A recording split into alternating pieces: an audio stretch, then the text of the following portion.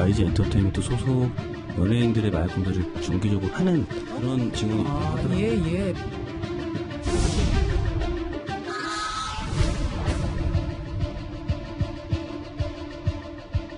근데 너 같은 거는 뭐 이게 쉽게 뭐 그냥 불이익이라는 표현을 쓸게 주는 건 이유가 아닌데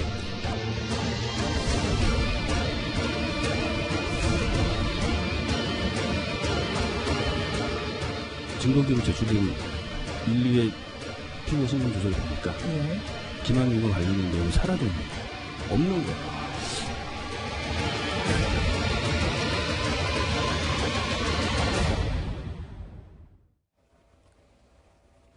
네, YG 소속사 그룹 아이콘 출신 BI 본명 김한빈 씨의 마약 의혹이 불거진 후 이틀 만에 양현석 대표 프로듀서가 23년간 일군 YG 엔터테인먼트에서 사퇴하겠다고 밝혔습니다.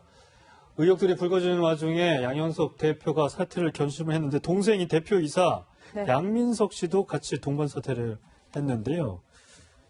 최영일 평론가님, 어떤 의미로 좀 봐야 될까요? 자, 얼마 전에 이제 양민석 대표이사는 뭐 이사회에서 조금 이제 우여곡절을 거쳐서 대신임이 됐어요. 이 형제가 맡고 있는 게 옳으냐 아니냐, YG 주가와도 관련이 있고 최근에 터지는 일련의 사태와 관련이 있습니다. 지금 이 사퇴의 결정적인 단초는 이 김한빈이라고 하는 이 아이콘의 리더입니다. 그 리더가 이 마약을 2015년경에 했다라는 의혹이 또 튀어나오면서 문제는 했는지 안 했는지 확인되진 않았어요. 근데 문제는 조사도 받지 않았다. 이건 좀 이상한 점입니다. 그와 관련해서 여러 가지 이야기가 아까 보셨지만 경찰 유착 의혹까지 또 튀어나오니 버닝썬 때문에 안 그래도 이제 YG는 궁지에 몰려 있었는데 또 하나가 터진 거거든요. 이 상황에서 이제 근데 양현석 대표가 잘못을 인정하거나 사과한 게 아니에요. 더 이상 참기 어려운 지경에 이르렀다. 그러니까 나는 물러나겠다. 그런데 친동생인 대표이사도 함께 물러나서 어찌 보면 이 대표 프로듀서로 창의적인 영역을 담당하던 형과 그리고 경영을 담당하던 동생이 같이 물러나 버린 상황이에요. 제가 추정컨대는 지금 여러 가지 문제 때문에 요즘에 빅 엔터테인먼트사들은 한류 K-팝의 선도기 때문에 주가의 규모가 만만치가 않습니다. 주식시장에 영향이 미쳐지고 있었거든요.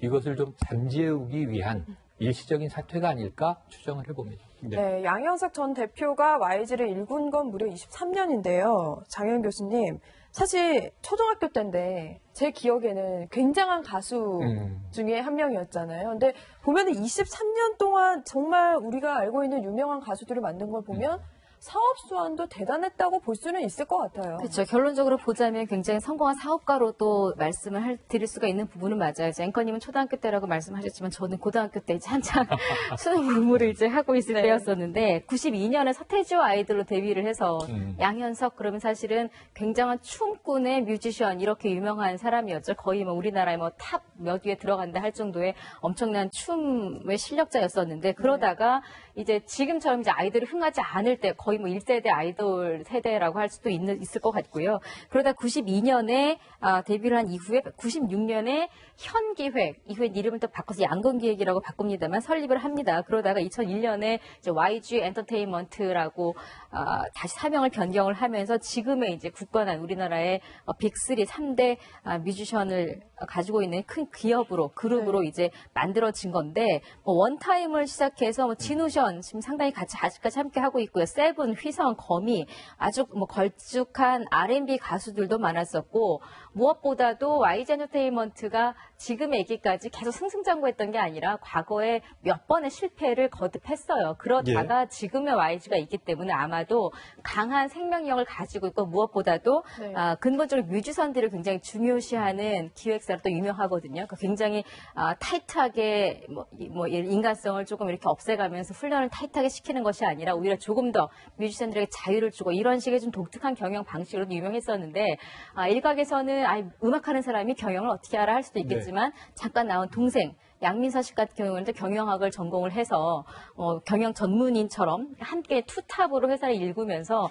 프로듀싱에는 양현석, 경영에는 양민석 이렇게 투탑으로 YG 엔터테인먼트를 잘 읽어왔는데 이번 사건들 둘이 동반이 사퇴를 하게 되면서 앞으로 YG의 향방도 상당히 관심이 가는 부분입니다. 그런데 사실 이 양현석 대표 사퇴는 했지만 YG에 대한 영향력은 그대로라고 얘기를 하고 있는데 그건 왜 그런 거죠? 그대로라는 건 지분율 때문에 그럴 거예요. 아무래도 뭐 두 형제가 사실은 양현석 씨가 세운 회사다 보니까 지분율이 가장 많은 건 당연한 거고요. 또 대표를 맡고 있는 양민석 씨도 지금 3.31%의 지분율을 가지고 있는데 양현석 씨가 지금 16.12%가 적어 보일 수는 있겠습니다만 1대 주주입니다. 가장 많은 양의 지분을 갖고 있어서 예를 들어 두 사람이 다 경영 일선에서 내려오고 새로운 대표이사가 올라가더라도 대표이사가 어떤 결정을 내렸을 때 지분을 가장 많이 갖고 있는 사람이 눈치를 볼 수밖에 없거든요. 왜냐하면 재신임 되거나 계속 대표이사직을 유지하려면 아무래도 지분이 많은 사람들의 그 의결권이 크다 보니까 말씀하신 대로 경영 일선에서 내려온다고는 합니다만 여전히 뒤에서 백그라운드에서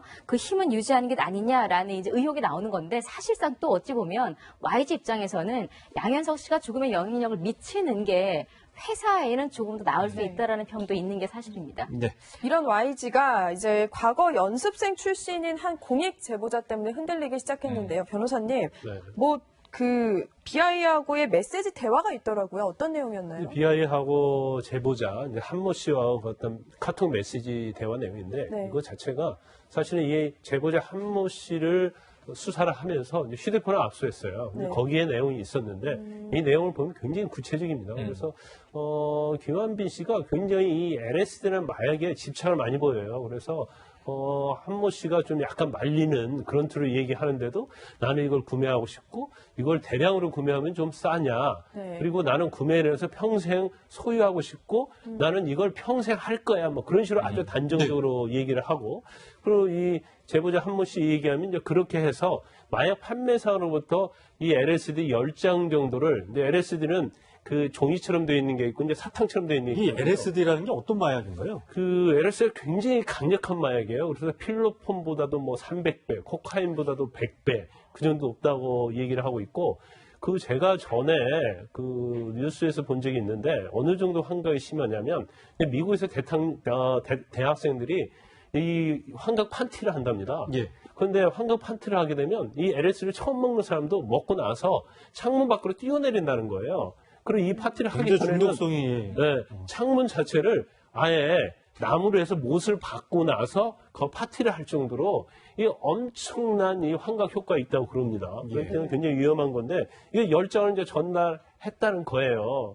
그래서 그 당시에 그렇게 전달하고 나서 경찰에서도 조사할 때 얘기를 했는데 결국은 그 조사가 BI에 대해서는 아무런 조사가 이루어지지 않았고 그 과정에서 양현석 대표가 관여를 했다. 지금 이런 논란이 있는 거죠. 네.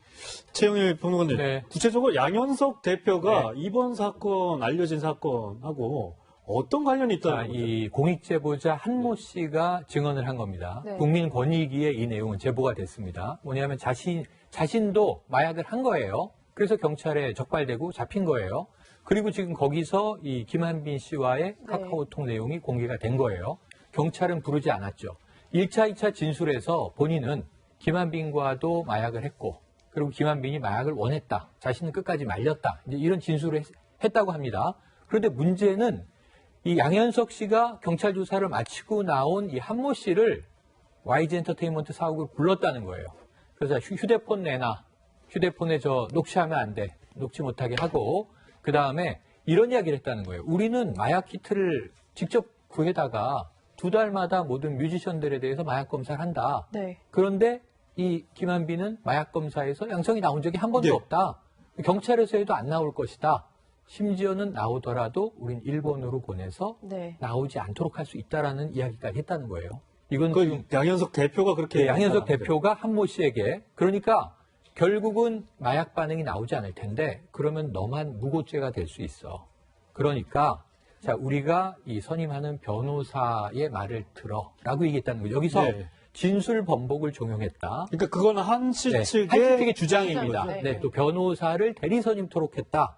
그래서 결국은 김한빈 씨, BY가 경찰 조사에서 빠질 수 있었다. 이것이 양현석 대표의 영향력 행사가 아니냐. 네. 본인은 그걸 협박으로 느꼈다는 거고 경찰 유착 의혹까지도 제기한 겁니다. 네. 예. 변호사님 좀 늦은 감이 있지만 경찰이 이제 전담팀을 만든다고 해서 재수사에 들어가게 될 텐데 양현석 대표와 관련된 의혹들이 좀 한두 가지가 아니기는 했잖아요. 그동안에도 어떤 게 버닝썬 있나요? 사건에서도 계속 얘기가 일단 나왔고. 뭐 버닝썬 사건부터 시작해서 승리, 또 경찰의 유착 관계, 네. 또 마약 관계 그런 게 굉장히 문제가 많이 됐고요. 그다음에 물론 이번 김한빈 씨와 관련된 것은 과연 경찰에 영향을 미치고 아니면 진술을 번복하도록 종용을 했지 않느냐. 근데 그건 굉장히 중요한 문제입니다. 그래서 이제 마약을 무마하려다는 거고. 근데 이 마약 무마 관련해서는요. 네. 아까 최영일 평론가께서 말씀하신 것처럼 뭐 2주 만에 한 번씩 간이 진단 키트로 검사를 한다고 했는데 지금 이 사건 자체가 2016년도 8월에 네. 문제가 된 건데 3년 전 사건입니다. 이 제보자 한 씨의 이야기에 의하면 이미 2개월 전에 마약 검사를 했는데 BI에서 양성 반응이 나왔다는 거예요. 네. 네. 그래서 그 부분에 대해서 이미 대화가 이루어졌다는 겁니다. 그래서 그렇다면 경찰에 사실은 제보를 해야 하는데 이걸 쉬쉬하고 또 마약 사건이 이미 제보자 한 씨가 조사를 받고 나서 얘기를 해주니까 그 다음날 바로 YG 엔터테인먼트를 불러서 이걸 종용했다는 거 아닙니까? 예. 그 부분은 굉장히 도덕적으로 아주 치명적인 부분이라 볼 수가 있는 거고요. 네. 그 다음에 또 하나 문제가 되는 것이 지금 본인이 지금 알려져 있기로는 유흥업소를 굉장히 많이 운영하고 있다고 알려져 있어요. 그게 뭐 굉장히 숫자가 많다고 하는데 거기에서 탈세를 했지 않았냐는 거고 또 최근에 드러난 것 중에 하나가 해외 투자자에 대해서 어느 식당에서 밥을 먹고 자신이 운영하는 강남의 클럽에 가서 거기서 성매매를 하도록 알선을 했다. 네. 성접대를 했다. 이런 의혹이 있어서 네. 사실은 한두 개는 아니에요. 그렇지만 경찰이 아마 이번 조사는 이제 그것까지 전부 다 할지 아니면 지금 문제가 되고 있는 BI, 김한빈과 관련된 마약건만 수사를 할지 그것은 뭐 지켜봐야 할 것 같습니다. 네, 양현석 대표에 관한 수사 상황 계속해서 지켜봐야 될 것 같습니다. 이 시각 한랭킹 마지막 확인해 보도록 하겠습니다.